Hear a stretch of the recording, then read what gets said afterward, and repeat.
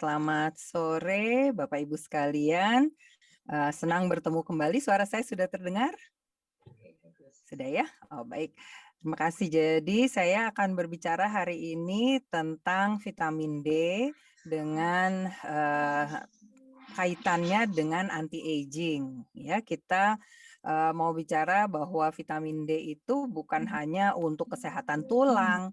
Seringkali kan kita bicaranya selalu kalau vitamin D pasti kaitannya dengan kesehatan tulang, padahal saat ini saya mau bicara justru ini salah satu, vitamin yang dibutuhkan untuk mencegah penuaan dini. Nah, penuaan dini itu kan bukan hanya di kulit ya, bahkan secara keseluruhan.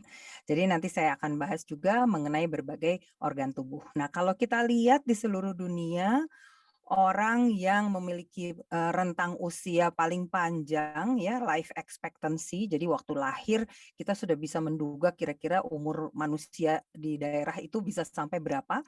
Nah, Hong Kong, Jepang, Singapura, Italia, ini merupakan negara-negara yang paling tinggi life expectancy-nya ya, hampir 85 tahun ya, 84,7. Berbagai negara-negara ini, umurnya panjang-panjang ya. Nah, kita di Indonesia urutan ke-116 ya, angka harapan hidup di Indonesia itu 71,5 tahun, dan yang paling rendah itu di Central African Republic ya, mungkin karena mereka ada perang saudara, ada banyak penyakit, sehingga mereka hanya bisa rentang usianya sampai 52,8 tahun. Aduh, kasihan banget ya.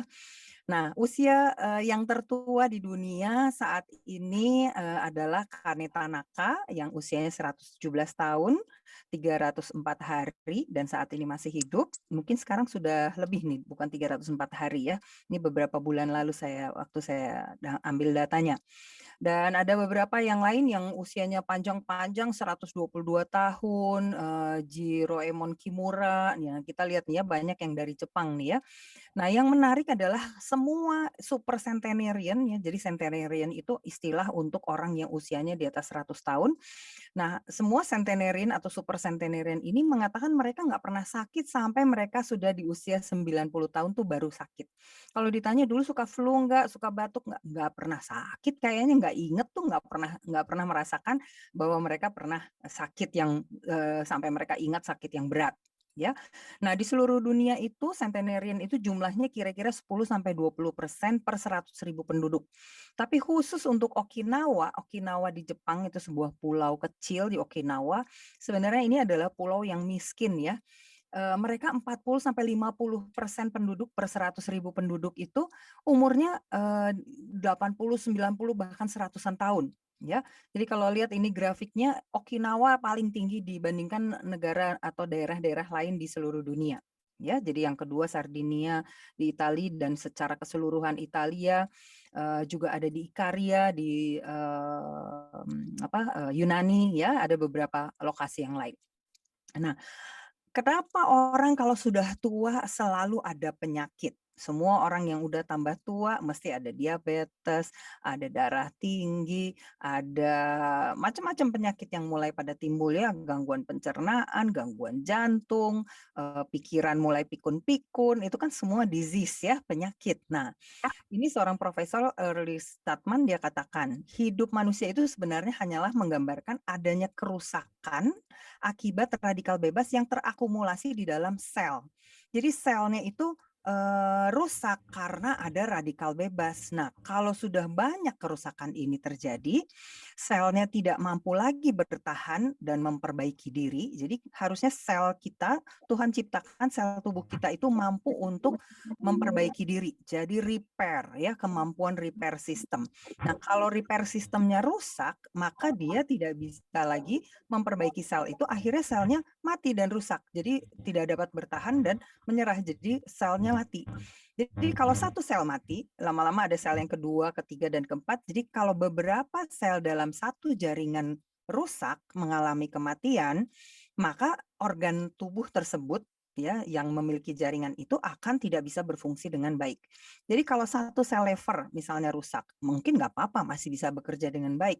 Tapi kalau sudah ada 100 sel lever mulai rusak, sudah mulai terganggu tuh fungsi levernya. Begitu ya. Jadi semua penyakit itu terjadi akibat sel yang tidak mampu memperbaiki diri. Nah, itulah yang disebut dengan aging. sel-selnya mengalami penuaan, tidak mampu lagi memperbaiki diri akibat radikal bebas, ya. Nah, sekarang pada kulit gampang kita lihat karena kulit itu terlihat, ya.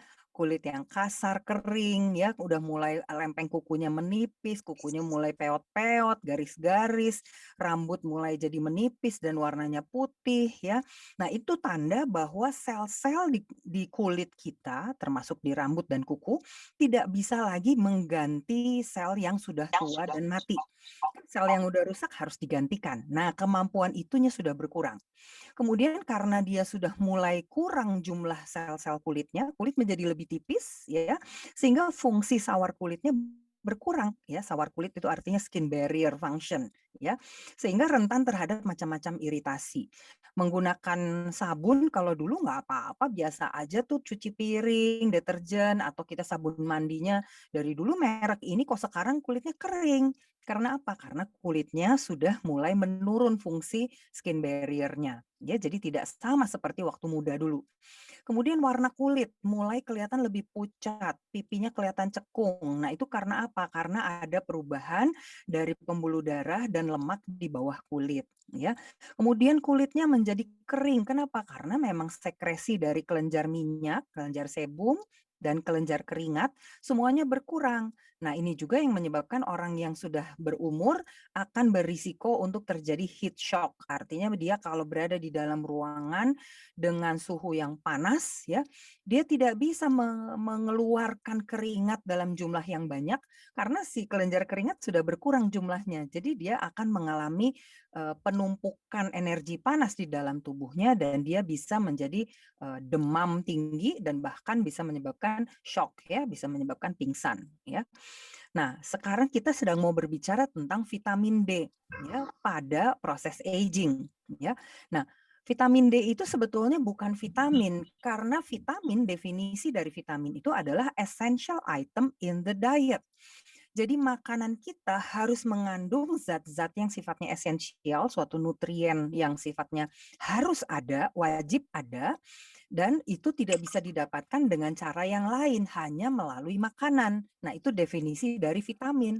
Nah, sedangkan vitamin D justru sangat rendah kadarnya di dalam makanan, kecuali tentu beberapa jenis ikan yang banyak lemaknya, ya, atau makanan yang difortifikasi. Jadi ditambahkan secara khusus, misalnya di dalam makanan sereal, misalnya, ya, ada sereal yang ada tulisan kadar vitamin D-nya ditambahkan sekian gitu. Ya, nah, jadi vitamin D itu sebenarnya hormon ya atau lebih tepat disebut prohormon. Dia akan diubah menjadi bermacam-macam hormon ya yang larutnya dalam lemak dan bekerja secara endokrin, parakrin, autokrin ya. Ini secara lebih teknis. Tapi dia itu bukan vitamin sebetulnya, cuman udah keburu kadung disebut vitamin D. Jadi dia sebetulnya harus diproduksi sendiri oleh tubuh kita ya, mampu tubuh kita untuk memproduksi vitamin D. Jadi tidak harus diasup melalui makanan ya, karena orang sering bertanya, "Jadi saya harus makan apa supaya vitamin D-nya naik?" Nggak bisa, karena di dalam makanan itu memang kadar vitamin D Tuhan ciptakan rendah.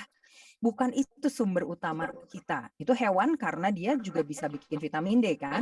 Nah, hewan itu kalau kita makan ya kita mendapatkan tentu vitamin D-nya, tapi jumlahnya cuma sangat sedikit ya karena ya memang tubuhnya hewan yang membutuhkan segitu. Kita membutuhkan lebih banyak ya. Jadi sinar matahari adalah sumber yang paling utama untuk pembentukan vitamin D. Sayangnya sekarang orang semua bekerja di dalam ruangan. Kita hampir nggak ada yang menjadi petani pergi ke ladang ya, atau kita memancing ikan di laut gitu ya, kita tidak menjadi nelayan, kita tidak menjadi petani.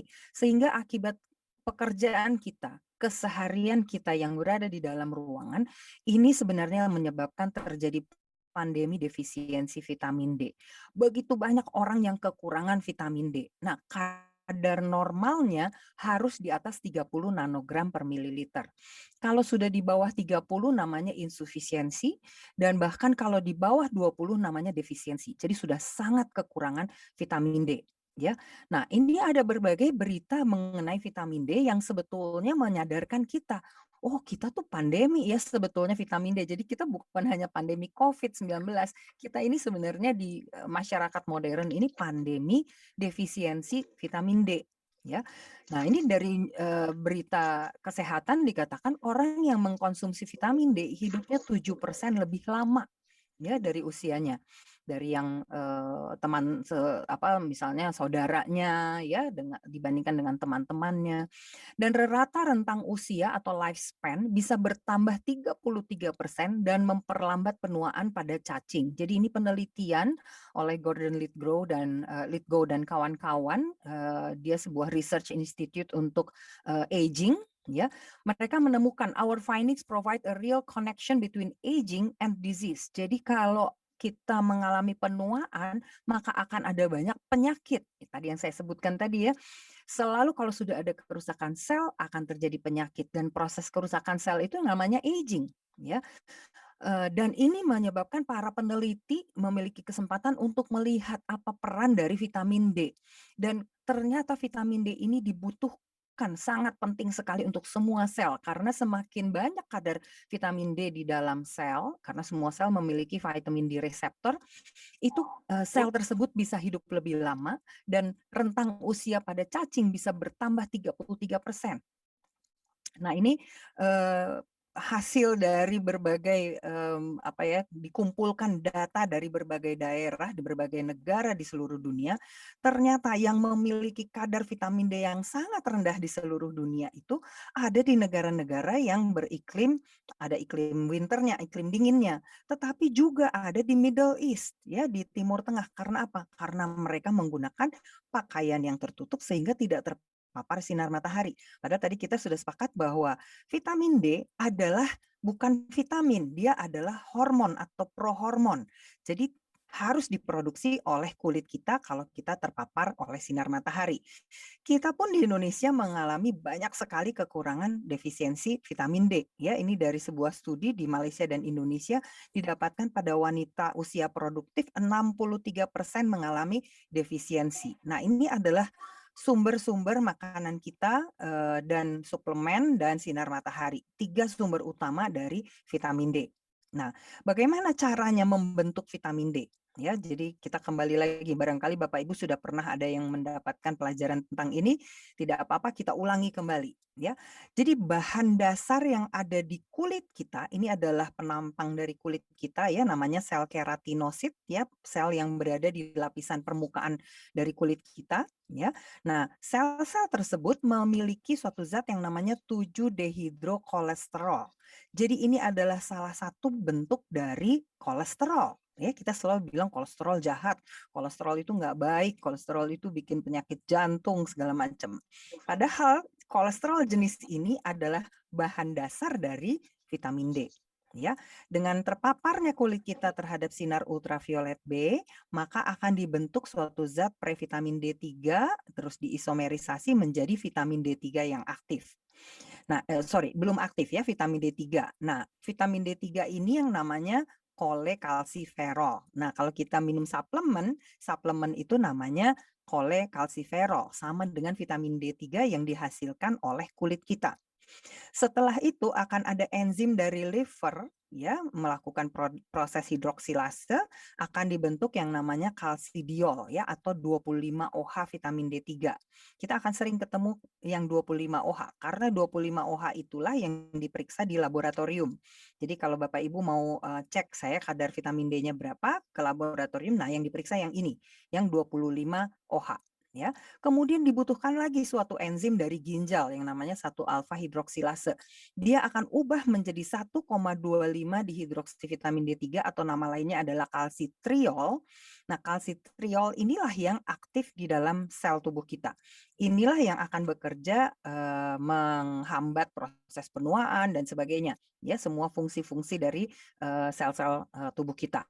Ya, jadi beginilah kira-kira prosesnya. Nah, luar biasanya di kulit kita punya enzim 25 hidroksilase dan 1-alfa hidroksilase juga. Jadi untuk kebutuhan kulit kita sendiri, kulit kita bisa menghasilkan yang 1,25 hidroksi vitamin D3. Jadi kulit kita bisa mensuplai kebutuhannya sendiri. Nah, itu yang penting nanti kalau kita berbicara tentang kesehatan kulit kita. Nah, metabolisme vitamin D itu Bukan hanya sekedar produksi, produksi, produksi terus-terusan gitu, nggak bisa. Kan harus ada batasnya. Tubuh kita itu punya yang namanya feedback mechanism. Ya, jadi tadi kalau sudah diproduksi oleh lever jadi 25 hidroksi, dia ditransport melalui peredaran darah ya, melalui vitamin D binding protein ya, DBP di sini disingkatnya. Kemudian oleh ginjal, ini bentuknya ginjal kan kiri kanan ya, ada dua di pinggang kita. Nah, ginjal kita menghasilkan yang 1,25 dihidroksi vitamin D3 ya, kalsitriol. Lalu karena dia sudah diproduksi, dia akan merangsang kalsium diserap lebih banyak di usus masuk ke dalam peredaran darah. Ya, kalsium itu selalu merupakan salah satu indikator apakah vitamin D-nya sudah cukup atau tidak.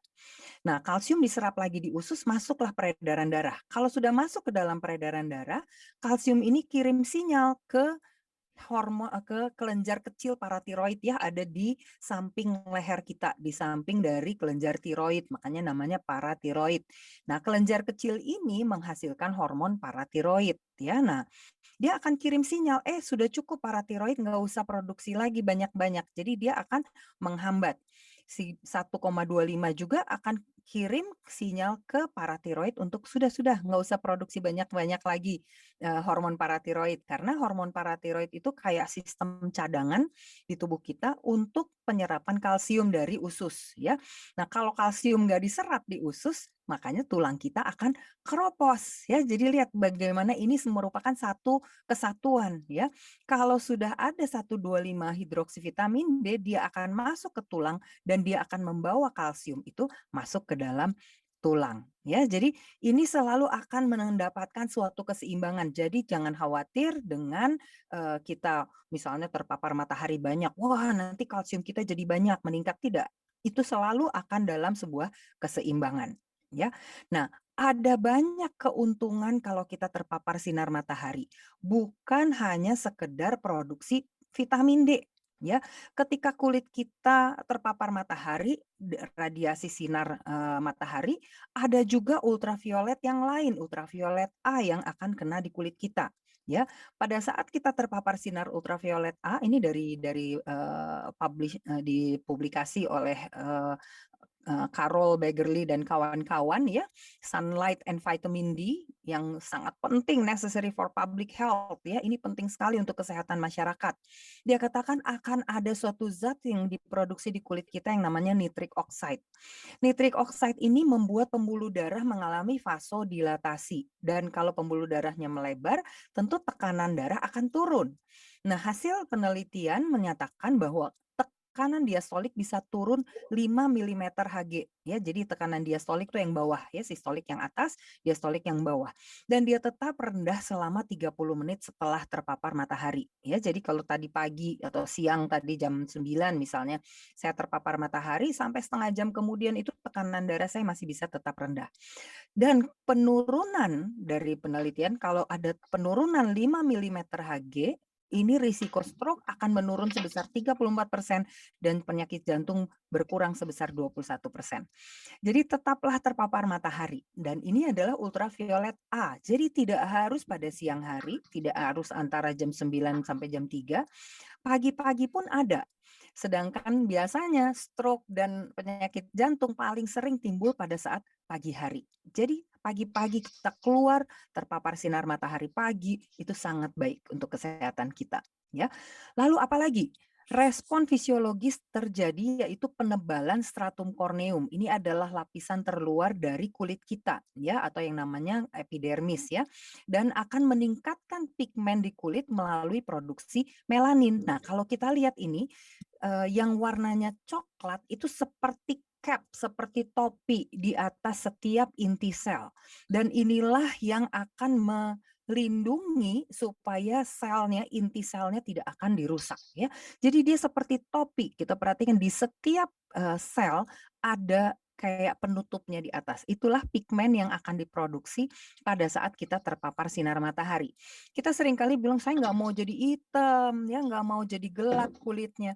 Tapi Tuhan ciptakan pigmen kita justru menjadi pelindung agar sel-sel kita tidak rusak, termasuk struktur yang ada di bawahnya. Nanti saya masih akan ketemu dengan topik ini ya, kalau kita bicara tentang kulit. Lalu sinar itu juga akan melindungi kulit dan jaringan yang lebih dalam ya, terutama khususnya kerusakan akibat ultraviolet A. Karena ultraviolet A itu tembusnya jauh ke dalam, sehingga bisa merusak dermis. Dermis itu lapisan yang ada kolagennya, sehingga kan bisa terjadi penuaan kulit ya, penuaan yang lebih membuat kulit itu menjadi menipis dan berkerut ya. Jadi sebenarnya kita membentuk pigmen itu bagus sebetulnya ya. Meskipun paparan UVA dan UVB menghasilkan peningkatan pigmentasi kulit, mekanisme cara kerjanya berbeda. Karena UVB justru meregulasi sintesis atau pembentukan melanin. Sedangkan UVA justru membuat terjadinya kerusakan. Karena ada kerusakan, ada peradangan, barulah dibentuk pigmen. Jadi lihat, berbeda. UVB biasanya dia langsung meregulasi proses pembentukan pigmen di kulitnya secara langsung di kulit epidermis, sedangkan UVA dia bikin rusak dulu di dalam. Jadi kalau sudah ada injury yang sifatnya kronik, barulah pigmen itu akan diproduksi. Dan pigmennya justru malah biasanya jatuh ke bawah. Nah, ini adalah tanda kerusakan akibat sinar ultraviolet A. Ya, padahal untuk membuat kulit kita menghasilkan pigmen yang baik yang bisa menjadi pelindung terhadap inti-inti sel itu harus didapatkan di antara jam 10 sampai jam 1 siang sampai jam 3 siang ya. Jadi kita lihat pigmen itu harus menutupi sel-sel kita, inti-inti sel kita di kulit kita dan itulah yang kita harapkan ya. Apalagi keuntungan kalau kita terpapar sinar matahari? Ada dibentuk suatu zat yang namanya beta endorfin. Nah, ini yang membuat kita merasa happy, kehilangan rasa sakit, rasa sejahtera, sistem kekebalan tubuh meningkat, lebih rileks, penyembuhan luka lebih baik, ya. Diferensiasi sel-sel tubuh kita semua bekerja dengan lebih baik, ya. Jadi ini adalah zat yang akan dihasilkan kalau kita terpapar sinar matahari. Lalu zat lainnya melatonin dan serotonin. Ini adalah dua zat yang membuat kita segar, happy, tapi bisa tidur dengan nyenyak.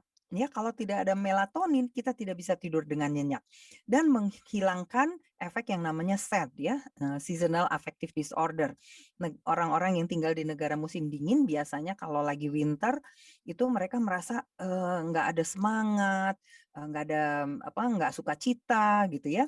Nah, itu namanya cocok jadinya sad ya, sad, sedih ya dalam bahasa Inggris. Nah, ini adalah gangguan akibat gangguan melatonin dan serotonin. Padahal kalau kita di Indonesia kita punya sinar matahari berlimpah dan kita harusnya tidak ada orang yang stres di Indonesia. Harusnya semua happy dan sukacita semuanya ya. Harus terpapar sinar matahari. Nah, ini adalah sebuah penelitian yang melihat ya bagaimana ternyata sinar sinar matahari dan vitamin D ini bisa mengurangi risiko kanker. Beberapa waktu yang lalu saya berbicara pada sebuah acara topiknya mengenai vitamin D dan kanker ya. Apakah bisa digunakan untuk mencegah, mengobati pada saat sedang kanker atau pasca penyintas kanker ya. Ternyata bisa. Jadi ini sebuah penelitian oleh Lappe dan kawan-kawan ya, sebuah randomized control trial. Jadi ini merupakan trial yang betul-betul sahih ya, menunjukkan penurunan 70% risiko semua jenis kanker pada wanita pasca menopause. Jadi segala jenis kanker ya, bukan hanya kanker yang berkaitan dengan hormonal saja.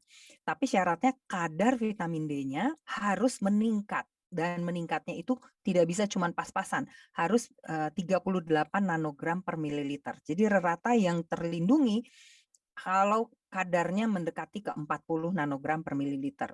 Penelitian lain pada pria, ya, kanker prostat. Jadi mereka sudah dibiopsi, sudah kelihatan ada kanker prostat, tapi masih awal, masih dini. Nah, sebagian diberikan vitamin D 4.000 international unit, sebagian lagi tidak diberikan. Nah, yang diberikan setelah 1 tahun kemudian dibiopsi ulang, mereka mengalami pengurangan keganasan sebesar 50% dibandingkan dengan yang tidak mengkonsumsi konsumsi vitamin D. Dan berapa kadar vitamin D di dalam darahnya? Yaitu 66 nanogram. Jadi kadar vitamin D yang tadi kita sebutkan batasnya adalah 30 nanogram itu sangat-sangat tidak cukup. Untuk membuat badan kita fit dan sehat, termasuk bisa mencegah kanker, kadarnya harus cukup tinggi antara 40, 60 bahkan sampai 100 ya. Sedangkan yang tidak mengkonsumsi vitamin D semua mengalami perburukan ya, kondisi kanker namanya ya 1 tahun nggak diapa-apain ya pasti akan terjadi perburukan ya.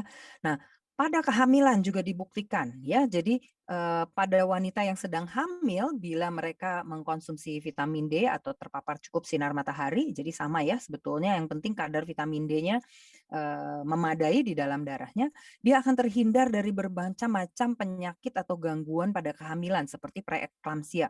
Preeklamsia itu kalau tensinya tinggi pada saat kehamilan atau menjelang mau melahirkan. Kemudian penyakit-penyakit seperti pada gusi ya, gingivitis, penyakit radang gusi lainnya, kemudian gangguan pertumbuhan janin, gangguan pertumbuhan gigi pada janinnya, risiko infeksi paru pada janin ya waktu dia lahir si baby itu, ini semua akan menurun kalau kadar vitamin D pada ibu yang sedang hamil cukup ya. Lalu kalau diberikan vitamin D dikatakan 67% akan lebih rendah risiko kelahiran prematur dan 47% lebih rendah risiko terjadinya darah tinggi selama kehamilannya ya. Nah, jadi kita lihat betapa vitamin D itu sangat penting terutama juga pada ibu yang sedang hamil. Nah, ada beberapa syarat dari penelitian dosis vitamin D yang dibutuhkan oleh tubuh baru kita nyatakan sebagai cukup ya. Yaitu pertama, intake that minimizes the need for functional adaptation or compensation. Tadi saya sudah jelaskan bahwa kalau kadar vitamin D-nya rendah, hormon paratiroid akan meningkat ya supaya terjadi suatu keseimbangan. Nah, itu kan kompensasi. Jadi si kelenjar paratiroid kerja keras supaya kadar kalsium bisa cukup ya supaya vitamin D-nya yang cuma sedikit itu tapi kalsiumnya bisa memadai tapi tetap nggak akan terjadi keseimbangan yang baik karena sebetulnya harus cukup vitamin D-nya. Nah, inilah yang dimaksud dengan functional adaptation. Ya, jadi hormon paratiroid akan meningkat. Nah, kadar kalsium di usus akan meningkat dengan menekan hormon paratiroid. Jadi kalau sudah cukup kadar kalsium karena ada vitamin D, maka hormon paratiroid akan tenang kembali. Jadi kelenjar ini cadangan doang gitu harusnya, ya. Dan kapan dia bisa menurunkan kadar hormon paratiroid? Kalau kadar vitamin D di dalam darah kita 48 sampai 52 nanogram. Jadi lihat ya, kadar yang tepat untuk vitamin D di dalam tubuh kita itu bukan hanya 30. Jadi kalau 30,5 gitu udah happy, udah seneng, oh saya udah normal. Itu belum normal ya, itu masih kurang untuk membuat tubuh kita sehat. Jadi kadar yang tepat adalah pasti di atas 48 sampai 52. Jadi sekitar 50. Syarat kedua, the status found in our hominid ancestors. Kita harus melihat kepada para orang-orang yang zaman dulu. Kita nggak mungkin periksa orang purbakala ya kadar vitamin D-nya berapa. Tapi kita bisa melihat pada orang-orang yang pola hidupnya tradisional. Orang-orang di Afrika yang menggunakan pakaian seadanya dan mereka di pedalaman mereka biasanya hunter gatherer ya. Jadi mereka memungut apa yang bisa mereka makan ya, mereka mungkin sedikit bercocok tanam tapi kebanyakan mereka tetap berburu dan mencari makanannya di hutan ya. Dan berapa kadarnya vitamin D mereka? Mereka nggak ada suplemen, nggak makan ikan berminyak, tidak mereka berada di pedalaman. Berapa kadar vitamin D mereka? Rata-rata mereka 46 nanogram per mililiter. Artinya pasti sekitar 40 ke atas, sekitar mendekati 50. Ya, jadi kita bisa bilang bahwa yang sehat itu sebenarnya segitu. Syarat yang ketiga adalah the amount necessary to support a critical life function. Jadi untuk mendukung proses kehidupan yang sangat kritis, yang sangat penting khususnya seorang ibu yang menyusui bayinya, berapa bisa ibu itu kadar vitamin D di dalam darah supaya si bayinya tidak kekurangan vitamin D. Ya, kita sekarang seringkali mendengar bahwa seorang ibu yang menyusui biasanya babynya kekurangan vitamin D sehingga babynya harus diberikan tambahan suplemen. Sebetulnya kenapa itu terjadi? Karena kadar vitamin D di dalam tubuh si ibunya sendiri masih rendah. Jadi kadarnya harusnya mencapai 48 nanogram per mililiter. Kalau dia ibunya segitu, maka babynya tidak perlu diberikan ekstra suplemen. Jadi lihat ya, kadar vitamin D yang sehat sebetulnya adalah sekitar 50 nanogram per mililiter atau sampai maksimum 100 ya. Nah, kenapa kita penting untuk membicarakan vitamin D kaitannya dengan proses aging? Aging itu jangan hanya lihat kulit ya, aging itu sebenarnya keseluruhan tubuh. Nah, ada suatu jenis protein yang selalu ada di dalam setiap sel yang perlu dalam keadaan keseimbangan. Ya, vitamin D memiliki banyak peran termasuk homeostasis ya. Homeostasis artinya keseimbangan. Kita tahu biasanya kita sering bicarakan untuk kalsium ya dan tulang ya, tapi kekurangan 25 hidroksivitamin D juga dikaitkan dengan peningkatan risiko penyakit lainnya seperti Alzheimer, Parkinson, gangguan kognitif, kanker, dan vitamin D3 juga menginduksi ekspresi gen yang namanya SKN1. Nah, SKN1 ini berfungsi mempromosi keseimbangan atau homeostasis yang berkaitan Oh, dengan aging. Ya, jadi kalau kita mau bicara aging, ini dia akan meregulasi protein yang menyebabkan homeostasis untuk aging. Jadi vitamin D3 menekan patologi yang penting dari proses penuaan dan ketidakmampuan protein yang tidak bisa dibuang. Pada Alzheimer kita tahu ada suatu jenis protein yang namanya beta amyloid yang disimpan di deposit di sel-sel otak sehingga sel-sel otaknya rusak, mati. Ya, karena protein itu tidak mampu dibuang oleh tubuh orang tersebut. Nah, kalau ada vitamin D, dia bisa menyeimbangkan sehingga dia bisa membuat si sisa vitamin sisa protein itu dihancurkan dan dibuang. Ya, jadi pemeliharaan homeostasis ini sangat penting. Ya, jadi Mark dan kawan-kawan mendemonstrasikan bahwa suplementasi vitamin D meningkatkan homeostasis protein dan memperlambat penuaan. Mereka menelitinya pada cacing ya, cacing nematoda yang namanya C. elegans ya, dan mereka membuktikan bahwa lifespan panjang umurnya si cacing ini bisa menjadi lebih panjang karena si protein ini bisa ditekan. Jadi tidak ada protein yang menumpuk, protein yang sudah nggak bagus, yang menumpuk di dalam sel. Artinya untuk penyakit Alzheimer, sama juga kita membutuhkan kadar vitamin D yang cukup supaya tidak terjadi penuaan pikiran. Kan kita tahu itu adalah penyakit pikun, ya, penyakit pikun. Nah, ini penelitian yang lain ya, produksi 1,25 hidroksi vitamin D berkurang 50% akibat gangguan fungsi ginjal pada orang yang sudah punya umur tua ya. Nah, kita tahu fungsi ginjal tidak mungkin bagus terus, suatu saat pasti akan menurun perlahan-lahan. Nah, kalau fungsi ginjalnya sudah mulai menurun, maka tidak mampu memproduksi vitamin D3 yang aktif yang 1,25 hidroksi vitamin D ya. Nah, penuaan juga menyebabkan penurunan absorpsi kalsium. Karena nggak punya cukup si vitamin D yang aktif, yang 1,25, kalsium dari usus dari makanan kita tidak bisa diserap. Dan ini sudah mendahului biasanya selama 10 sampai 15 tahun. Itu sebabnya sebenarnya penuaan tulang sebenarnya sudah terjadi sejak usia sekitar 30-35 tahun. Nanti pada usia 50-an akan sangat mudah terjadi patah tulang ya. Nah, kadar 1,25 hidroksivitamin D3 ini sangat penting, sangat tergantung kepada substrat dari vitamin D yang memadai, yaitu tadi yang namanya 7-dehidrokolesterol ya. Nah, ini penelitian yang sama, masih di penelitian yang sama, dia mengatakan bahwa ini adalah hal-hal yang efek yang terjadi pada penuaan akibat gangguan metabolisme kalsium dan vitamin D ya. Pada orang tua selalu terjadi penurunan absorpsi kalsium di usus ya. Jadi makanan kita harus cukup mengandung kalsium, tetapi bukan suplemen kalsium. Ya, karena apa? Karena suplemen kalsium kadang-kadang malah menjadi berlebihan dan sifatnya bukan kalsium yang organik yang bisa diserap. Ya, kebanyakan yang dalam bentuk suplemen kalsiumnya yang inorganik.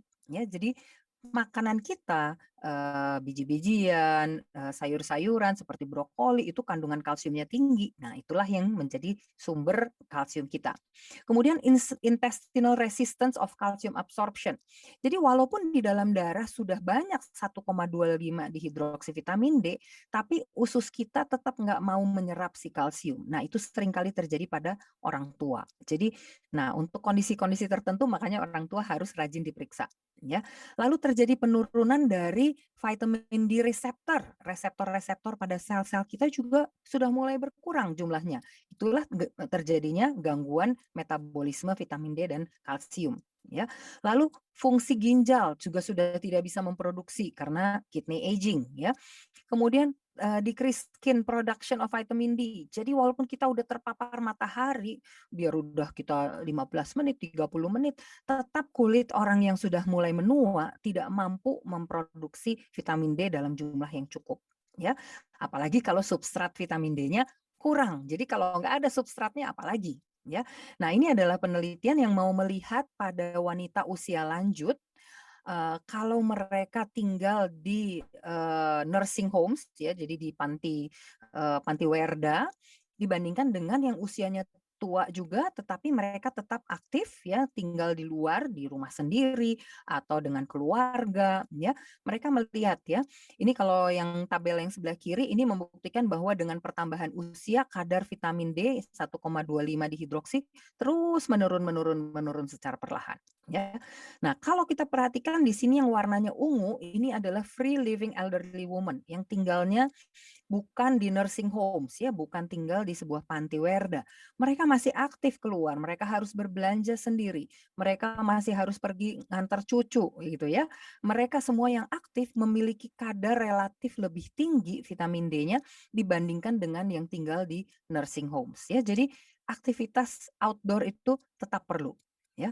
Nah, sekarang aging pada kulit. Nah, masalahnya kulit kita sudah mengalami aging sehingga tidak punya cukup kadar bahan dasar untuk membentuk vitamin D, yaitu si 7 dehidrokolesterol. Ya, kenapa? Karena epidermisnya biasanya menipis. Jadi kalau epidermisnya menipis, kulit lapisan permukaan kita menipis, maka kita tidak punya si substrat 7 dehidrokolesterol. Biar kita berjemur seberapa lama pun tidak akan cukup untuk menghasilkan vitamin D. Ya, kemudian terjadi penurunan respon. Jadi walaupun ada 7 dehidrokolesterol, tapi tetap terjadi penurunan respon sebesar 50% karena tidak bisa membentuk previtamin D3-nya. Ya. Nah, ini adalah masalah yang paling sering pada orang tua. Orang tua punya kadar kolesterol di dalam darahnya tinggi. Jadi biasanya mereka akan diberikan obat golongan statin ya, simvastatin, rosuvastatin dan segala macam statin-statin lainnya. Nah, ini dari jurnal ini dikatakan statins act through the reversible block of the hydroxy 3 coenzim A ya atau HMG coenzim A, thereby reducing cholesterol synthesis and 7 dehydrocholesterol and vitamin D production. Jadi akan mengurangi produksi 7 dehidrokolesterol dan akan mengurangi kadar vitamin D. Ya, jadi statin ini bekerja dengan cara memblokir di sini ya tidak terjadi perubahan dari HMG coenzim A menjadi mevalonat dan tidak terjadi rangkaian ini semuanya, tidak terbentuk 7 dehidrokolesterol dan tentu tidak bisa membentuk kolekalsiferol yang namanya vitamin D3 ya. Tapi pada saat yang sama ini bagus supaya tidak terbentuk kolesterol. Tapi kan kita bukan mau menghambatnya dari sini, kita mau menghambatnya sebetulnya supaya tidak terbentuk kolesterol ya. Jadi penggunaan obat-obat statin akan membuat orang menjadi semakin kekurangan vitamin D. Nah, sekarang bagaimana proses aging di kulit kita? Ya, apakah vitamin D dibutuhkan untuk kesehatan kulit? Ya, dibutuhkan. Kita sering menganggap bahwa kalau orang terpapar matahari dalam jumlah yang banyak, risiko terjadi kanker kulit. Nah, tadi kan yang di awal saya sudah sebutkan salah satu mekanisme kerja dari sinar matahari untuk kesehatan kita, termasuk tadi pembentukan nitric oxide, ya, pembentukan pigmen melanin. Pigmen melanin itu adalah payung, menjadi seperti payung bagi sel-sel inti-inti sel kita supaya tidak terjadi kerusakan inti sel dan tidak terjadi kerusakan dermis di bawahnya. Nah, ini dari penelitian ini dibuktikan ya, ultraviolet radiation in sunlight causes mutation that drive basal cell carcinoma. However, the incidence of these tumors plateaus with prolonged exposure. Jadi terjadinya insiden tumor-tumor yang namanya basal cell carcinoma justru akan mulai datar, jadi tidak bertambah dengan orang terpapar sinar matahari. Ya, while the incidence of other cancer increase, Makarova dan colleagues mengatakan bahwa vitamin D yang diproduksi di kulit kita ini justru akan menjadi ya, memprotek against its oncogenic effects by inhibiting hedgehog signaling, whereas oral administration of vitamin D does not. Jadi kalau kita terpapar sinar matahari, ada suatu mekanisme yang namanya smoothen dan hedgehog ya. Ini akan dihambat oleh sinar ultraviolet B yang menghasilkan kadar vitamin D3. Jadi kalau vitamin D3 di kulit kita cukup, maka dia justru akan menghambat terbentuknya basal cell karsinoma. Jadi dia inhibitory effect. Jadi dia justru menghambat. Jadi sebetulnya kita tidak perlu takut terpapar matahari kalau jumlahnya pas. Nah, ini justru malah dikatakan kalau vitamin D3 yang dalam bentuk suplemen justru tidak bisa menghambat proses ini. Kenapa? Kita belum tahu. Ya, karena memang sebenarnya sinar matahari bukan hanya menghasilkan kadar vitamin D3 yang kita kenal dengan cholecalciferol saja. Ya, ada beberapa jenis vitamin D3 khususnya vitamin D3 sulfate ya. Kolesterol sulfate itu yang justru dianggap sebagai salah satu anti cancer dan anti-inflamasi di kulit kita. Jadi sebetulnya ini masih merupakan tanda tanya besar dalam bidang ilmu kesehatan kulit ya, karena kita selalu menganggap sinar matahari itu jahat, bikin kulit rusak, bikin terjadi cancer. Tapi dari berbagai penelitian dibuktikan bahwa sebetulnya kalau sinar matahari itu pas kadarnya, vitamin D di kulit kita dibentuk dalam jumlah yang cukup, maka kita akan justru terhindar dari kanker kulit. Penelitian berikutnya, pada melanoma, ini adalah jenis kanker yang paling berbahaya. Ya, kanker melanoma itu bisa metastasis kemana-mana di seluruh tubuh kita, ya sangat bahaya. Nah ini di Inggris mereka membuat penelitian ini 960 orang yang berpartisipasi dan kemudian ada yang mengajak saudaranya, jadi 513 orang dia punya saudara kandung yang direkrut juga, ya. Kemudian didata berbagai tipe kulitnya, riwayat paparan sinar matahari, kemudian sebagian diperiksa kadar vitamin D walaupun hanya sebagian kecil. Jadi mereka tidak bisa menghubungkannya secara langsung, tapi secara data mereka dapat datanya, ya. Dan mereka mendapatkan hasilnya demikian. Orang yang menyatakan terjadi kebakar kulitnya, ya, jadi kalau terpapar matahari kemudian dia terbakar kulitnya memerah, nah ini yang meningkatkan terjadinya insidensi melanoma, ya, kanker kulit yang berbahaya. Ya, tapi tidak ditemukan hubungan antara kalau orang pergi berlibur di weekend, kena paparan matahari sedikit, itu justru tidak terjadi peningkatan kanker kulit yang jenis melanoma. Ya, bahkan ada efek protektif. Ya, a protective effect of regular weekend sun exposure was seen. Ya, particularly for lymph tumors which could be mediated by photoadaptation or higher vitamin D levels. Jadi mungkin kadar vitamin D-nya menjadi cukup sehingga mereka tidak terjadi kanker kulit khususnya jenis melanoma. Tapi syaratnya bagi orang yang kulitnya mudah terbakar, mereka harus melindungi kulitnya. Jadi syaratnya tidak boleh sampai terbakar sinar matahari. Saya sudah berkali-kali sampaikan slide ini. Kalau ada 5 kali pernah terbakar sinar matahari, barulah kita memiliki risiko kanker kulit. Tapi kalau kita terpapar matahari sedikit demi sedikit, perlahan-lahan saja, atau misalnya intensitasnya ringan, kemudian ditambah sedikit menjadi sedang, ditambah lagi sedikit menjadi lebih banyak, gitu ya. Itu tidak akan menyebabkan terbakar matahari dan itu pun tidak akan menyebabkan terjadinya kanker kulit. Ya, jadi paparan matahari itu kita harus sedikit saja, nanti boleh ditambah sedikit demi sedikit, ya. Nah, penelitian lainnya mengatakan, ini mau melihat kadar vitamin D dan kulit kita, ya. Jadi di sini dikatakan, hidroksivitamin D3 reseptornya mengatur pemrosesan rantai panjang glikosil seramid yang penting untuk pembentukan barrier kulit yang sangat penting dalam mempertahankan kulit. Jadi si vitamin D3 yang aktif ini justru yang akan membuat sistem barrier kulit kita menjadi lebih kuat. Nah, lebih lanjut juga akan menginduksi yang namanya TLR2 ya, Toll-like receptor dan sel CD14 yang justru mengaktifkan sistem imun bawaan, sistem innate immunity di kulit kita, ya. Jadi kadar vitamin D 1,25 hidroksi dan kalsium ini dua-duanya meregulasi sel-sel di kulit kita. Jadi kalau sel kulit kita tidak memiliki cukup vitamin D dan kalsium, maka sel-sel itu akan berdiferensiasinya menjadi terganggu. Ada banyak sekali penyakit-penyakit kulit yang biasanya berkaitan dengan inflamasi, penyakit peradangan pada kulit, eksim dan sebagainya, itu berkaitan sangat erat dengan kadar vitamin D. Ya, kemudian menunjukkan diferensiasi epidermisnya rusak kalau si tikus itu kekurangan vitamin D reseptor. Ini penelitian pada tikus karena ada zat yang namanya involukrin dan lorikrin ini hilang ya dan butiran keratohialinnya hilang. Sehingga fungsi kulitnya menjadi tidak benar lagi, tidak tidak yang seharusnya lagi ya. Sehingga dia tidak memiliki kulit dengan ketebalan yang cukup dan sel-sel yang bisa memproteksi. Imunitas kita juga di kulit kita akan terganggu kalau kadar vitamin D3 kita akan kalau vitamin D kita akan kurang ya. Nah, innate immunity dan adaptive immunity kedua-duanya diperankan juga di kulit kita dan kalau kita mengalami gangguan, lihat di sini ada vitamin D ya 1,25 hidroksivitamin D.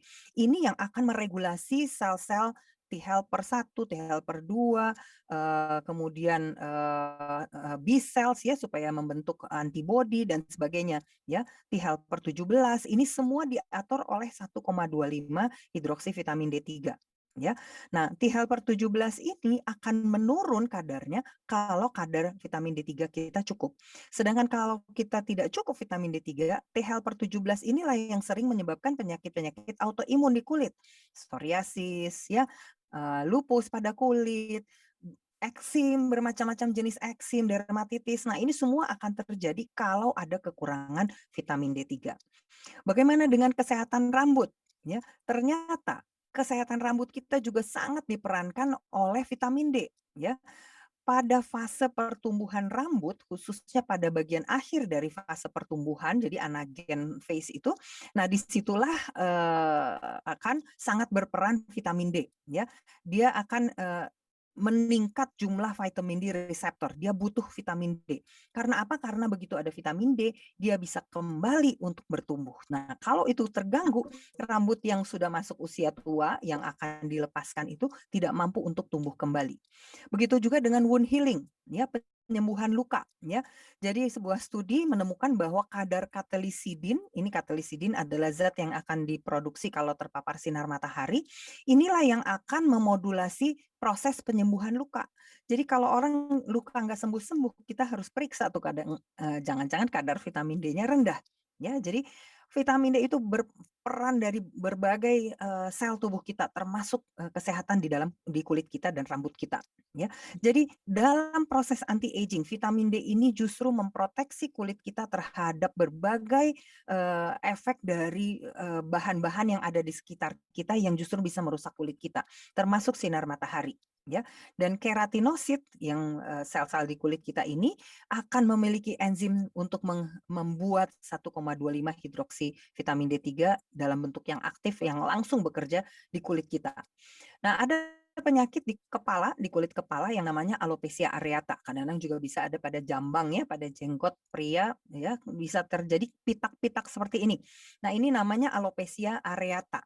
Dan ternyata hasil penelitiannya adalah vitamin D receptor ya, VDR ini pada folikel rambut ini sangat penting pada pertumbuhan rambut dan ini jumlahnya lebih rendah dibandingkan dengan penyakit-penyakit yang lain, khususnya pada alopecia areata itu paling rendah. Vitiligo saja sudah rendah, apalagi pada orang normal pasti kadarnya lebih tinggi. Ya, jadi vitamin D itu cara kerjanya bisa menekan T helper 1, jadi ini adalah yang sel limfosit, sel darah putih kita yang justru memediasi penyakit-penyakit autoimun dan mendorong sistem imun T helper 2, meningkatkan sistem sel T regulator. Ya, jadi pada alopecia areata itu sangat penting untuk memiliki cukup vitamin D, ya. Nah, dibuktikan dari penelitian kalsipotriol itu adalah bentuk sintetis dari vitamin D, ternyata kalau dioleskan bisa memperbaiki pertumbuhan rambut yang sedang mengalami alopecia. Ya, jadi lihat untuk kesehatan kulit kita, vitamin D juga sangat dibutuhkan. Penelitian lain, ini pada female pattern hair loss. Ini adalah kerontokan rambut pada wanita biasanya di bagian kepala bagian atas. Kalau pria itu seperti kalau di sini bentuknya hurufnya kayak M, terus di sini ada yang botak, lama-lama seluruh bagian atasnya menjadi botak ya. Itu namanya male pattern hair loss ya, atau nama lainnya androgenetic alopecia ya. Nah, female pattern hair loss ini dikaitkan dengan kadar vitamin D yang menurun ya. Nah, direkomendasikan kita harus memeriksa kadar vitamin D khususnya pada orang-orang yang rambutnya kelihatan menipis ya. Nah, juga disarankan untuk mengevaluasi efek terapeutik suplemen vitamin D karena biasanya setelah ditingkatkan biasanya menjadi lebih baik. Jadi pada orang yang memiliki androgenetic alopecia, baik pada pria maupun wanita, kita harus mengukur kadar vitamin D ya, termasuk yang lain ya, thyroid hormon, prolaktin, iron, zinc dan sebagainya. Tapi vitamin D merupakan salah satu yang harus diperiksa dan seringkali kadarnya rendah. Nah, ini pada pria biasanya seperti ini ya, di depan jadi seperti huruf M, kemudian di bagian puncak kepala ya, bagian vertexnya makin lama makin menipis juga. Ya, jadi pada studi ini dikatakan our study showed a significant correlation between vitamin D deficiency and the severity of androgenetic alopecia. Semakin rendah kadar vitamin D-nya, semakin buruk kondisi alopesianya ya, kebotakannya ya. Jadi terutama pada orang yang masih usia muda yang sudah mulai terjadi kebotakan, mereka lah yang memiliki paling besar risiko untuk berkurangnya kadar vitamin D-nya ya. Nah, ini sebuah studi yang mencoba membuktikan bahwa vitamin D memiliki peran premature onset of androgenetic alopecia yang saya katakan tadi. Orang yang semakin muda mulai mengalami androgenetic alopecia, kadar vitamin D-nya justru yang paling rendah. Dan biasanya berkaitan juga dengan BMI, body mass index. Jadi semakin gemuk badannya, semakin botak rambutnya, semakin rendahlah kadar vitamin D-nya. Ya. Nah, ini penelitian lain, serum ferritin dan vitamin D ya. Jadi selalu ada hubungan antara ferritin itu adalah bagian dari iron ya. Jadi zat besi ya. Nah, ini diteliti pada wanita usia 18 sampai 45 tahun sebanyak 80 orang dengan telogen effluvium. Nah, telogen effluvium itu adalah kerontokan yang sifatnya temporer, yang sifatnya sementara. Oh, sorry, baterai saya habis.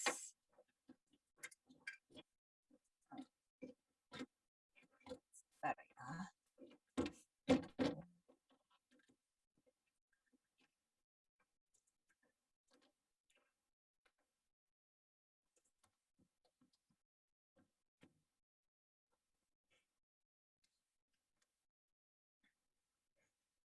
Oke, sorry. Jadi ini pada wanita diukur kadar ferritin dan vitamin D. Ya, nah vitamin D-nya kebanyakan semuanya rendah. Jadi harus ditingkatkan kadar vitamin D-nya. Dia akan cepat untuk kembali rambutnya tumbuh kembali. Ya, jadi pada wanita misalnya habis melahirkan. Habis melahirkan itu biasanya pada bulan kelima itu rambut pada rontok. Nah, itu biasanya saat itu biasanya vitamin D-nya turun, rendah. Nah, pada saat itulah dia harus diperiksa. Kalau dia rendah, maka dia butuh untuk ditingkatkan kadar vitamin D-nya.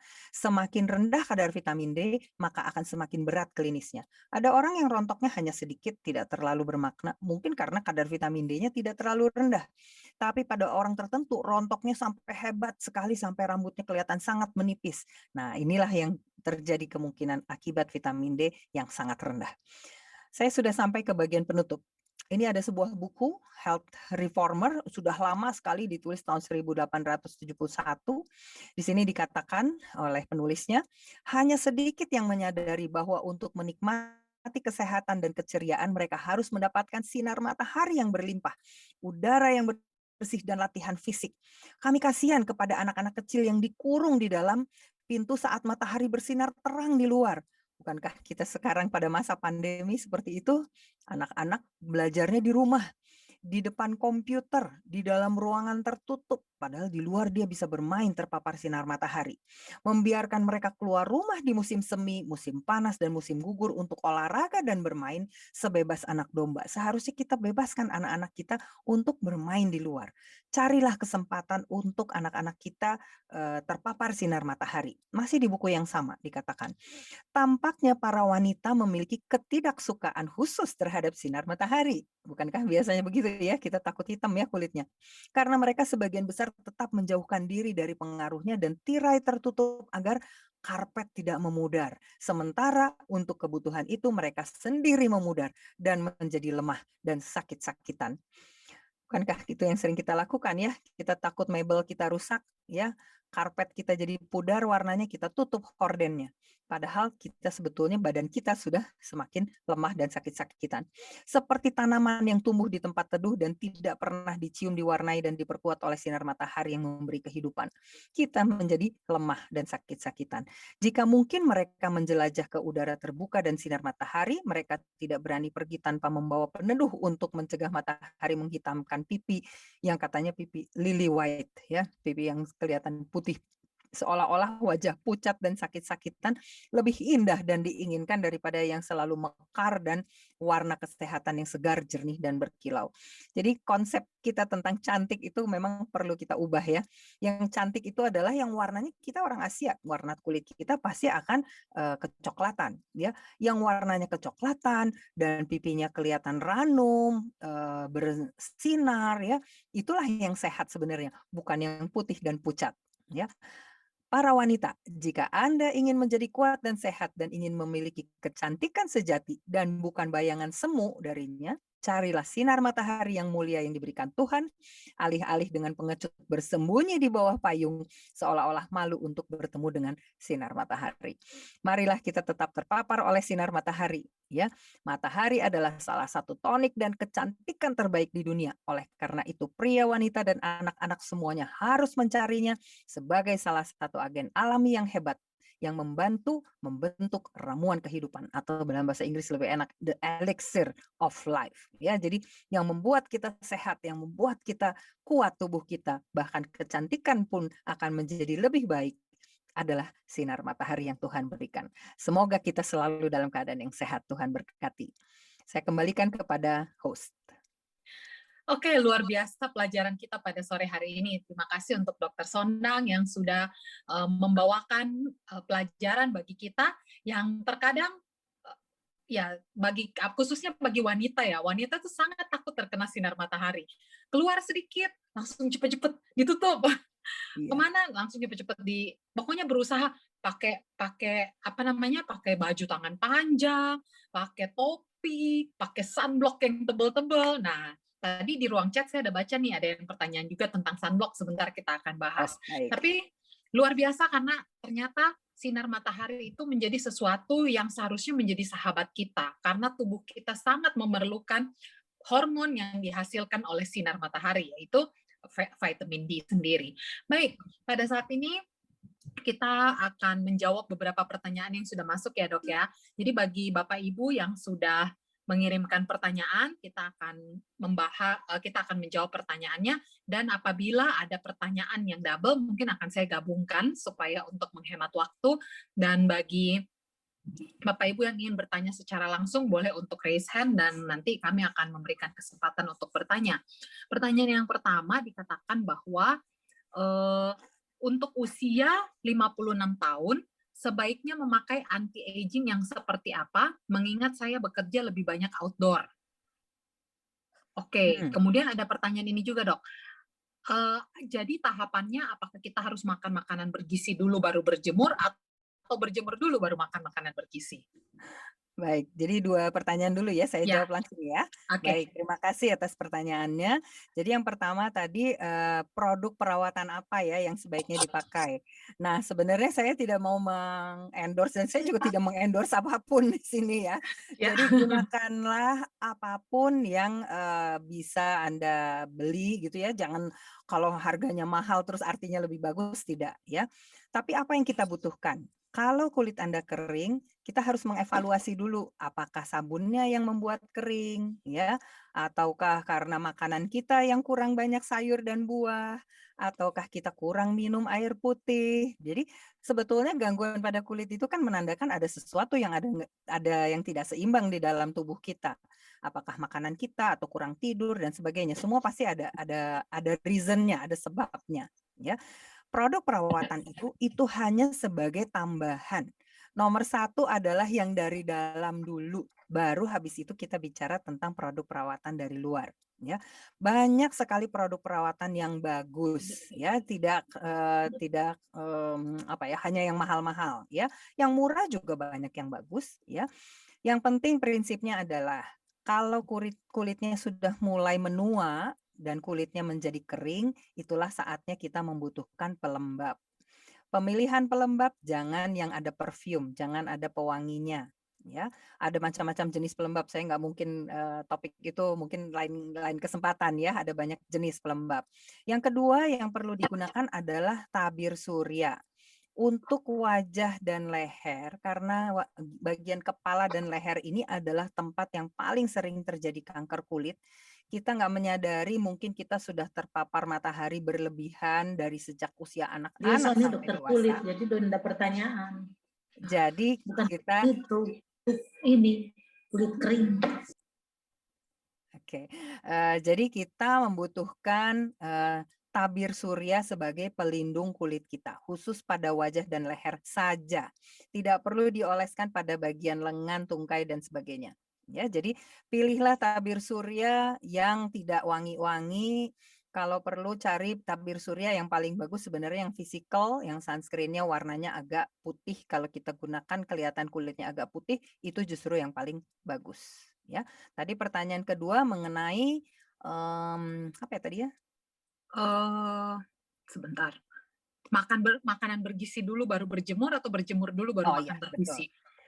Oke, gini, kalau kita mau berjemur jangan lupa kita harus makan makanan yang bergizi terlebih dahulu. Kenapa? Karena si makanan kita hari ini kebetulan saya tidak membawakan topik itu karena berkaitan dengan sayur-sayuran, khususnya sayuran hijau dan semua yang, golongan karotenoid. Karotenoid itu semua yang warnanya orange, merah, kuning ya. Nah, itu semua yang golongan karotenoid itu menjadi protektan untuk kulit kita. Jadi sebelum kita terpapar matahari, kalau kita sudah makan itu, sinar ultraviolet itu tidak akan merusak kulit kita karena kita sudah punya kadar antioksidan yang kuat di dalam kulit kita. Jadi jangan berjemur dulu baru makan sehat. Terbalik, harus makan sehat dulu baru berjemur. Oke. Jadi harus makan sehat dulu baru berjemur supaya fungsi penyerapannya lebih maksimal ya. Ya, kita menghindarkan kerusakan akibat sinar ultraviolet, tapi pada saat yang sama kita dapatkan keuntungannya, khususnya dari sinar ultraviolet B untuk membuat vitamin D. Oke. Oke. Nah, berarti untuk mereka yang bertanya tentang tadi ya, ini ada beberapa pertanyaan yang masuk berhubungan dengan sunblock atau tabir surya. Berarti tadi sudah terjawab ya, mungkin sedikit tambahan dok. Bisa ditunjukkan cara memakai tabir surya yang maksimal, apakah ditepok-tepok atau digosok-gosok atau seperti apa? Oke, baik, terima kasih. Jadi penggunaan tabir surya, jumlahnya yang paling penting dan berapa sering pengulangannya, itu yang paling penting ya. Mengoleskan tentu saja tidak boleh digosok, ya kan, kulit kita harus disayang-sayang kayak kulit bayi ya. Orang yang paling gemesan sama flek itu biasanya justru tambah hitam fleknya karena dia gosok-gosok, rusak kulit kita, ya. Kita harus usap kulit kita itu kita sayang-sayang, ini kan kulitnya kayak kulit bayi harus kita perlakukan kulit kita ya. Nah, lalu waktu mengoleskan sunblock sebetulnya yang ideal yang dalam penelitiannya adalah 2 ruas jari. Penggunaan sunscreen sebetulnya dalam penelitiannya itu 2 ruas jari. Jadi nggak cukup kalau cuma pakai secuil habis belinya mahal ya, terus kita pelit-pelit makanya dikit-dikit. Ya itu jadinya tidak cukup perlindungannya ya. Jadi sebetulnya menggunakan 2 ruas jari. Oleskan 1 ruas dulu, tunggu dia menyerap, sebentar lagi pasang lagi 1 ruas jari lagi, dioleskan, setelah itu silahkan keluar ya. Dioleskan kira-kira 15 menit sebelum kita aktivitas keluar rumah dan harus diulang ya. Kalau semakin tinggi SPF, jadi SPF 50 itu bisa diulang setiap 4 jam sekali ya. Kalau SPF-nya hanya 20 atau 30 sebaiknya diulang tiap 2 sampai 3 jam sekali. Jadi siang hari pasti perlu diulangi kembali. Oke.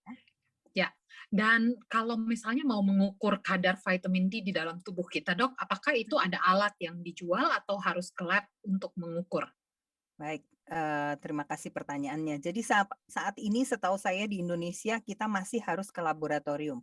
Saya belum pernah lihat ada dijual alat yang home base ya. Sebetulnya itu ada alatnya yang bisa dipakai untuk memeriksa sendiri. Tapi akurasinya kurang ya.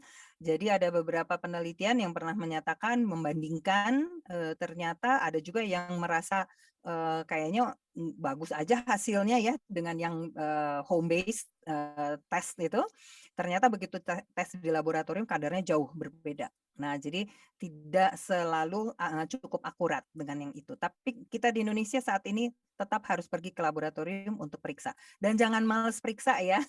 Itu yang paling penting ya. Kita Iya. tetap harus rajin memeriksakan, apalagi kalau belum pernah sama sekali selama ini. Nah, itu harus melakukan pemeriksaan dulu. Nanti setelah mengkonsumsi misalnya perlu suplemen misalnya ya, atau udah berjemur nih sebulan. Nah, habis itu kita harus ulang lagi periksa ya. Paling tidak 1 hingga 2 bulan pertama pasti harus diperiksa ulang. Nanti kalau memang diperlukan bisa diulang hanya 6 bulan sekali cukup. Tapi untuk awal pasti harus dalam mulai pengobatan itu pasti kita harus 1-2 bulan sekali dites. Oke, berarti itu juga akan menjawab pertanyaan dari mereka yang bertanya tentang pemeriksaan terhadap vitamin D ya. Dan kemudian ada yang bertanya seperti ini, Dok.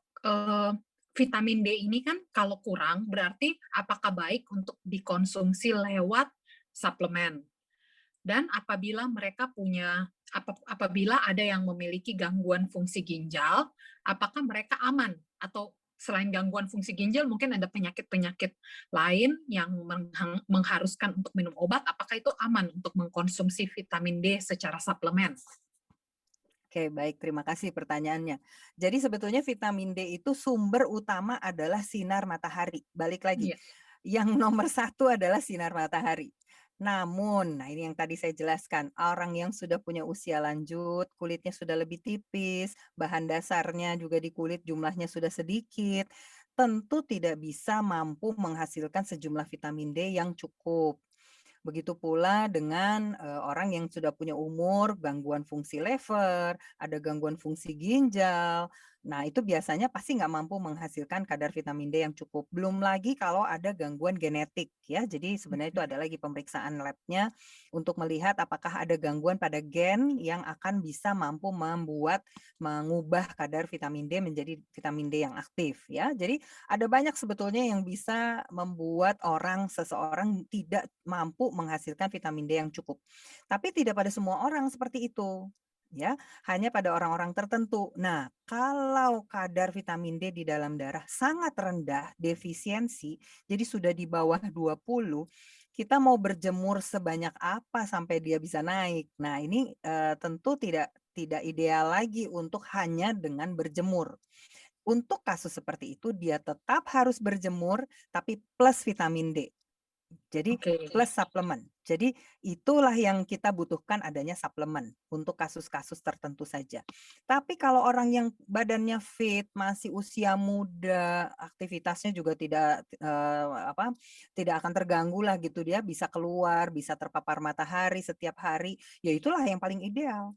Ya, tapi bagi orang yang memang membutuhkan suplemen, tetap itu harus dibutuhkan ekstra suplemen. Oke, berarti seperti yang dijelaskan oleh Dokter Sondang bahwa hanya orang-orang dengan case tertentu ya Dok ya, yang Betul. butuh untuk mengkonsumsi tambahan vitamin D melalui suplemen. Tetapi bagi mereka yang masih usia produktif, kondisi kesehatannya masih normal, akan jauh lebih baik dan jauh lebih cepat untuk mendapatkan vitamin D ini dari sinar matahari langsung ya, Dok ya. Ya, mungkin Nah, sekalian saya tambahkan sedikit. ya. Orang seneng banget segala sesuatu yang instan pada zaman sekarang.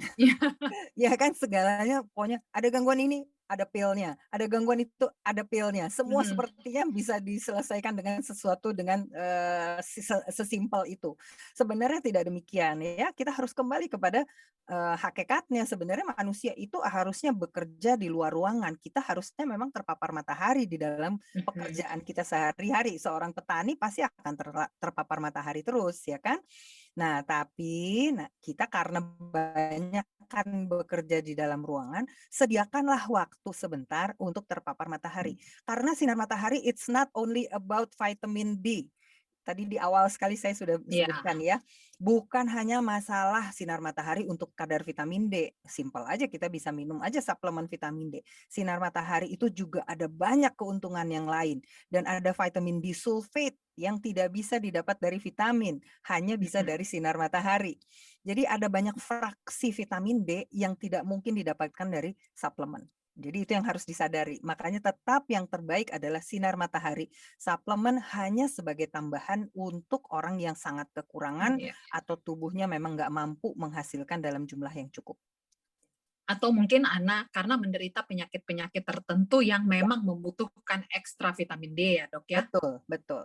Ya, Jadi ada kalau begitu gini, Dok, ini ada pertanyaan juga, jam berapa yang terbaik untuk berjemur, kemudian bagian mana yang perlu untuk diekspos, dan, apa namanya, sampai berapa persen, Dok, bahwa jadi misalnya gini, ada orang kan yang bilang, "Oh, berjemur," apalagi di Bali ini ya, banyak orang yang datang kan untuk pergi berjemur.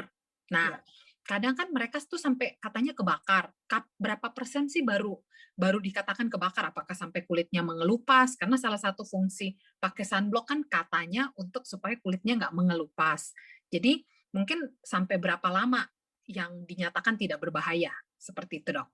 Oke, baik. Terima kasih pertanyaannya. Saya sayangnya kali ini memang nggak bawa karena kemarin kan katanya sudah banyak yang ikut ya, yang pembicaraan saya sebelumnya ya. Jadi saya pikir oke ini berarti untuk tahap keduanya.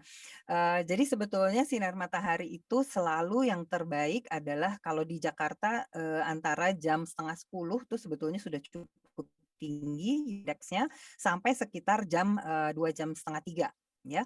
Nah, kalau di Bali barangkali jamnya sedikit berbeda ya. Nah, kita harus buka HP kita, HP pintar kita ya dengan gadget kita itu kita bisa klik di situ akan keluar ada UV index-nya ya. Jadi kita bisa tahu UV index di wilayah saya berada ini saat ini berapa ya, jam sekian ini berapa. Nah, khusus untuk Jakarta sudah pernah diteliti oleh Profesor Siti Setiati, dia mendapatkan antara jam 11 sampai jam 1 siang itulah puncak ultraviolet di kota Jakarta. Nah, karena di Bali kan jamnya sedikit berbeda, jadi pasti jamnya akan agak mundur ya kalau nggak salah ya berarti ya. Nah, jadi itulah jam puncak dari sinar ultraviolet. Nah, khususnya ultraviolet B itu tidak bisa menembus atmosfer kalau dia sudut kemiringannya masih sudut zenitnya itu sangat kecil. Jadi dia harus sudah kira-kira posisi sinar matahari 45 derajat terhadap permukaan bumi. Dan itu baru bisa dicapai sekitar jam setengah 10, jam 10 pagi. Ya, jadi pada posisi itulah dia sinar ultravioletnya mulai ultraviolet B ya, khususnya ultraviolet B sudah mulai mencukupi untuk memproduksi kulit kita memproduksi vitamin D. Tapi dengan syarat tidak banyak awan. Kalau harinya lagi mendung, banyak sekali awan, ultraviolet B tetap nggak cukup tembus dari awan. Ya karena dia panjang gelombangnya sangat pendek. Jadi dia tidak mampu menembus sinar, menembus awan, apalagi kalau di tempat kita banyak polusi. Jadi kita di kota-kota besar di Jakarta, mungkin kita berjemur, tapi kita pikir kita udah dapat UVB, padahal sebenarnya yang ada cuma UVA-nya doang, UVB-nya nggak ada. Ya, jadi juga tetap tidak akan cukup terbentuk vitamin D. Kalau di Bali, mungkin sekarang kan tidak banyak orang lalu lalang, kendaraan bermotor berkurang, mungkin polusi berkurang, rasa-rasanya sih sinar UVB-nya akan berlimpah ya kalau siang hari. Jadi silahkan berjemur, tapi berjemurnya artinya tidak boleh berlebihan. Tadi dikatakan banyak orang Ya. berjemur di Bali kayak apa, jemur ikan asin. Enggak ya, kita bukan mau jemur ikan asin, badan kita bukan ikan asin ya. Jadi kita terpapar matahari secukupnya. Yang secukupnya itu berapa? Tergantung warna kulitnya, warna dasar kulit. Karena saya tipe kulit 3, nanti ya saya nggak bawakan hari ini si topik itu ya. Tipe kulit itu kalau kita orang Indonesia tipe 3, 4, dan 5. Ya, tipe 3 itu yang kulitnya putih-putih, yang kita bilang kuning langsat. Nah, itu tipe 3. Tipe 4 itu yang biasanya tipe kulit yang sawo matang, ya, orang Jawa, orang Sunda, orang Makassar. Nah, itu biasanya tipe kulit 4. Yang tipe kulit 5 itu adalah orang yang kulitnya lebih gelap, yang kita lihat misalnya orang Papua, orang Indonesia Timur, itu biasanya yang tipe 5. Kalau tipe 3 itu berjemurnya cukup sekitar 15 menit. Ya, kalau pada siang hari sinar ultraviolet B-nya sudah antara UV indeksnya 5 sampai ke 10 atau 12, itu biasanya kita 15 menit, bahkan kadang-kadang kalau indeks UV-nya sangat tinggi itu 10 menit pun cukup, ya. Nah, tapi kalau yang tipe 4 tentu butuh lebih lama, mungkin perlunya 20 menit. Yang tipe kulit 5 mungkin perlu 25 menit, seperti itu. Ya, jadi tergantung tipe kulit, lokasi di mana kita berada, UV indeksnya berapa pada saat itu, apakah kita di atas gunung atau kita berada di dataran rendah, itu juga beda. Di atas gunung pasti lebih tinggi UV indeksnya. Ya, jadi banyak hal yang bisa mempengaruhi. Terus tadi tanyanya mengenai pakaian ya. Ya. Oke. Pakaian. Nah, pakaian yang kita gunakan usahakan pakai baju lengan pendek ya, celana pendek. Dengan itu kita akan terpapar lebih banyak. Itu kira-kira sekitar 50% kalau kita gunakan tangan you can see dengan celana pendek. Ya, 50% dari kulit kita terpapar. Mungkin berkurang sedikit karena wajah dan leher kita tutupi sunscreen. Jadi tidak tepat 50% tapi mungkin 45% kira-kira. Ya. Nah, kalau kita menggunakan celana panjang, baju lengan panjang, lalu kita olahraga di luar, jangan harap cukup vitamin D-nya yang diproduksi. Jadi salah Oke. kostum. Salah kostum. Kalau yang paling bagus sebenarnya adalah menggunakan bikini, ya, pakaian renang. Ya, tapi ya kita masa mau jalan-jalan pakai pakaian renang kan enggak. Yang paling simpel, yang paling mudah dilakukan kalau Bapak Ibu ke kantor, buka jaketnya, pakailah yang you can see, kalau wanita mungkin pakai rok ya, terpapar sebagian saja, jadikan hanya lengan dan kaki sampai ke lutut, itu sudah sekitar 30%. Ya, dengan 30% mungkin kita butuh waktu yang sedikit lebih lama, tapi that's okay. Toh kita tidak buka-bukaan gitu ya, masih bisa tetap di jam kerja ya. Ya. Kalau pria ya gunakanlah celana pendek, kalau celananya celana panjang ya digulung aja sedikit sampai lutut ya. Pakailah baju daleman barangkali yang terlihat lengannya, jaketnya atau kemejanya bisa dibuka dulu ya. Ambil waktu aja sebentar ya. Dan sebetulnya nggak setiap hari pun nggak apa-apa. Misalnya hanya bisa 3 kali dalam seminggu, it's okay, nggak apa-apa. 3 kali, 4 kali dalam seminggu pun sudah sangat baik. Ya. Mudah-mudahan itu Oke. sudah terjawab yang tadi ya. Ya, artinya pada saat kita memakai sunblock, itu sebenarnya menutup penyerapan terhadap vitamin D-nya ya dok ya. Betul. Jadi yang kita lindungi adalah wajah dan leher, makanya tadi dikatakan tangan, tungkai, kaki itu nggak perlu kita kasih supaya dia bisa menyerap lewat bagian-bagian itu. Ya, sinar Ah, ultraviolet B itu akan diblokir oleh sunscreen yang namanya mhm. SPF. SPF itu Oke, memang khusus untuk ultraviolet B. oke, oke. Dan ini ada pertanyaan ini dok, untuk minum vitamin D disertai dengan vitamin K2 itu kita bisa dapat dari makanan apa ya dok? Dan harus langsung minum bersamaan atau kalau sebelum minum vitamin D minum olive oil sudah cukup? Olive oil, olive oil setahu saya tidak ada vitamin D-nya ya. Iya, Oke, jadi tadi yang mungkin ditanyakan maksudnya mengenai K2 vitamin K. kali dok. Oke, Mm-mm. vitamin K2. Nah, vitamin K itu sebetulnya ada di semua sayur-sayuran hijau. Oke. Ya, daun-daunan hijau. Jadi seperti kale itu paling tinggi K2-nya, tapi sebenarnya hampir semua yang warnanya hijau, lettuce yang hijau, apalagi tuh ya, kita chaisim, pakcoy, segala itu semua yang daun-daunan hijau itu mengandung vitamin K. Ya, vitamin K itu memang ada K1 dan K2, tapi yang sehat itu yang bagus untuk metabolisme kalsium itu K2. Ya, itu yang nanti akan diproduksi oleh tubuh kita setelah mengkonsumsi banyak vitamin K dari sayuran. Ya, sebaiknya dikonsumsi bersamaan, tetapi kalaupun tidak bersamaan, misalnya yang satu diminum jam sekian, yang satu dimakan jam sekian, nggak apa-apa, nggak ada masalah. Tetap masuk kok di dalam tubuh kita. Ya. Oke. Nah, kalau ada pertanyaan ini dok, apakah dengan konsumsi vitamin D3 5.000 IU ya, ditambah zinc 100 mg, apakah itu sudah mencukupi kebutuhan tubuh? Oke, zinc topik yang berbeda ya. Zinc itu meningkatkan imunitas kita dan biasanya dikonsumsi dengan kadar 40-50 mg per hari. Nah, zinc itu juga bisa didapat sebenarnya dari makanan kita. Jadi kalau sudah makan makanan sehat, sebetulnya harusnya cukup kadar zincnya, ya. Tapi kalau dalam pandemi, ya boleh saja mau ditambah silahkan. Tapi kalau udah makan sehat ya buat apa lagi? Nah, kalau sedang sakit, nah ini baru nih, kalau sedang sakit, kena COVID misalnya, boleh silahkan ditambah supplementation zinc, ya. Nah, tadi ditanyakan mengenai kadar vitamin D suplemen ya, suplemennya 5.000 IU. Tergantung, balik lagi, berapa kadar vitamin D yang sudah ada di dalam tubuh kita. Kalau kadar vitamin D kita sudah cukup, kadarnya misalnya sudah 50 nanogram per mililiter. Jadi kan kita nggak butuh banyak-banyak. Kalau mengkonsumsi yang 5.000 misalnya hanya 3 kali seminggu atau 2 kali seminggu, barangkali sudah cukup, memadai gitu. Tapi artinya kita periksa ulang bulan depannya.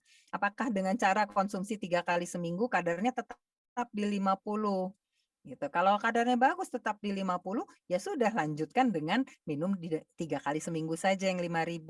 Tapi ada orang yang kalau minum 5.000 nggak mempan, ada orang. Jadi harus minum 10.000. Ya, jadi memang tergantung badan kita masing-masing dan memang nggak boleh males untuk periksa lab. Kita harus tetap monitor periksa di laboratorium. Jadi tergantung setiap orang, tidak bisa memiliki patennya ya, itu kebutuhan, tergantung kondisi tubuhnya masing-masing ya dok.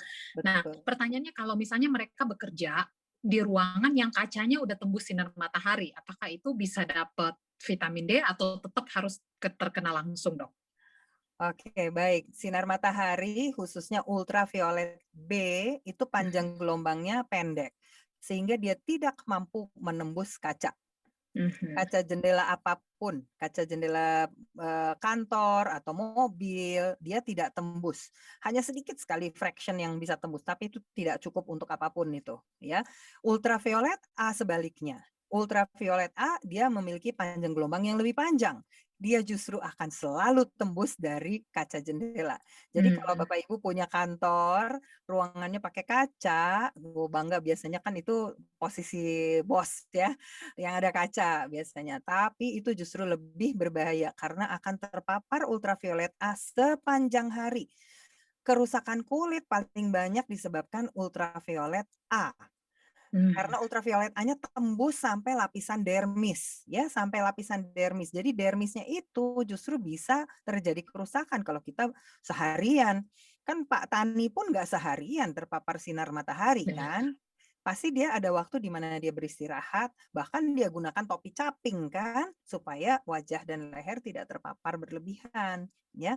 Nah, jadi kita juga harus bijaksana. Kantor kita harusnya jangan kaca jendela yang besar yang terbuka, kita dari pagi jam 8 udah di kantor sampai matahari udah mau terbenam, kita masih terpapar juga gitu. Nah, itu yang akan membuat penuaan dini, itu yang akan membuat kulit kita akan berkerut. Sesuatu yang terlalu banyak juga nggak bagus ya dok ya. Lalu yang terlalu banyak pasti nggak bagus. Iya dok, dan setelah berjemur apakah boleh langsung mandi atau sebaiknya mandi dulu baru berjemur? Oke, ini ada memang beberapa pembahasan mengenai kadar vitamin D yang baru diproduksi yang ada di deposit di permukaan kulit kita. Ada yang mengatakan membutuhkan waktu setelah dia diproduksi di kulit kita sampai dia diabsorpsi masuk ke dalam darah kita.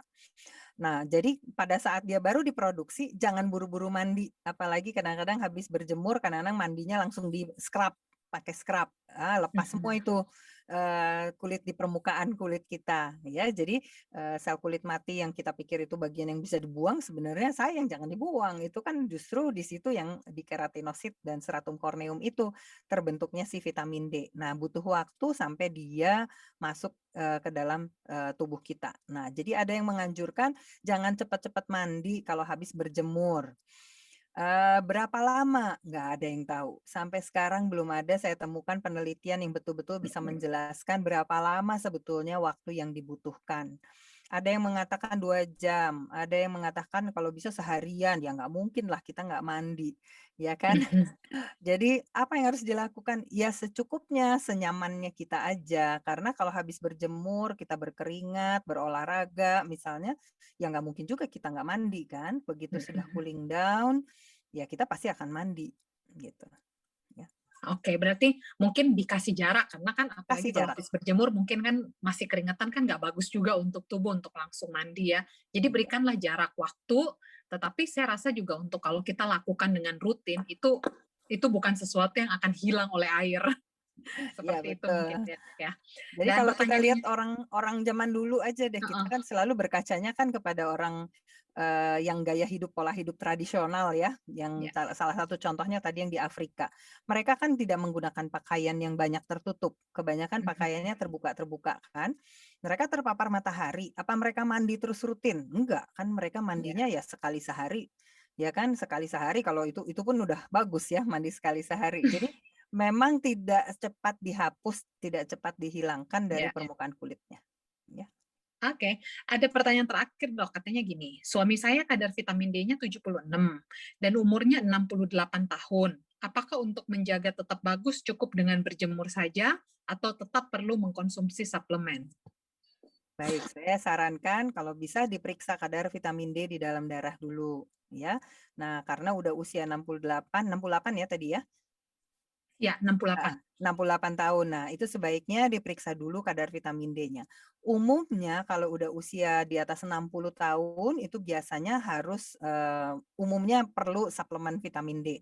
Ya, tapi tidak pasti. Karena banyak juga orang-orang yang udah tua-tua, centenarians itu kadar vitamin D-nya baik-baik aja tuh, normal-normal, umurnya udah 90 tahun, 100 tahun, ya. Jadi tidak selalu membutuhkan ekstra suplemen vitamin D. Tapi harus dibuktikan dulu dari pemeriksaan lab. Karena kalau usia sekian kan pasti fungsi ginjal mulai menurun. Ya. Ya, belum sampai parah, belum, tapi kan dia pasti menurun kan yang tadinya kapasitasnya kemampuannya 120% barangkali. Ya. Sekarang dia sudah mulai menurun barangkali 95% gitu kan. Tapi that means sudah mulai ada gangguan, ya. Oke, berarti tetap harus melalui pengecekan Harus ya cek. terkait Ya, tidak ada angka paten kurang lebih nggak ada. seperti itu. Dan tadi seperti yang dokter sudah sampaikan bahwa pada saat kita jadi mungkin sebagai kesimpulan juga pada saat kita perlu tahu apa yang diperlukan oleh tubuh kita ya dok ya. Kita perlu tahu apa yang diperlukan oleh tubuh kita dengan cara apa. Kita perlu rajin untuk melakukan kontrol terhadap vitamin D. Jadi tidak semua orang memiliki kebutuhan yang sama. Dan terkait dengan mengkonsumsi tambahan melalui suplemen, itu semua disesuaikan dengan kebutuhannya masing-masing ya dok. Jadi mungkin bagi mereka yang bagi Bapak Ibu yang mungkin ada keluhan penyakit, yang membutuhkan lebih banyak vitamin D, ya mungkin butuh bantuan dari suplemen. Mungkin bagi mereka yang hidupnya normal-normal aja, tidak perlu tambahan suplemen, ya kita harus bersyukur kita bisa dapatkan itu secara cuma-cuma melalui sinar matahari. Baik, pembahasan pada sore hari ini begitu luar biasa. Ada Ya, satu yang tadi saya lihat, sorry, tadi ternyata kadar vitamin D-nya 76 ya, yang usianya 68 tahun, suami dari Ibu oh, Ernawati ya. Oke, kalau kadarnya udah 76 bagus itu, ya bagus ya, biasanya berarti masih sudah diperiksa. 20-an ya. Iya, jadi targetnya jangan lupa kita bukan 30, targetnya bukan 20. Ini ada lagi pertanyaan dari Ibu Kristina, katanya 21 kadarnya. Jangan diturunkan vitamin D-nya, masih perlu minum 5.000 itu. Kalau perlu malah minum 8.000. Ya, jadi target kita kadar vitamin D yang ideal adalah antara 50 sampai 80 atau sampai 100. Target kita itu. Jangan cuman puas dengan 20 atau 30, ya, itu belum ada apa-apanya. Harus kadarnya 50 sampai 100, jangan lebih dari 100. Ya, itu yang sehat itu range-nya di situ. Ya.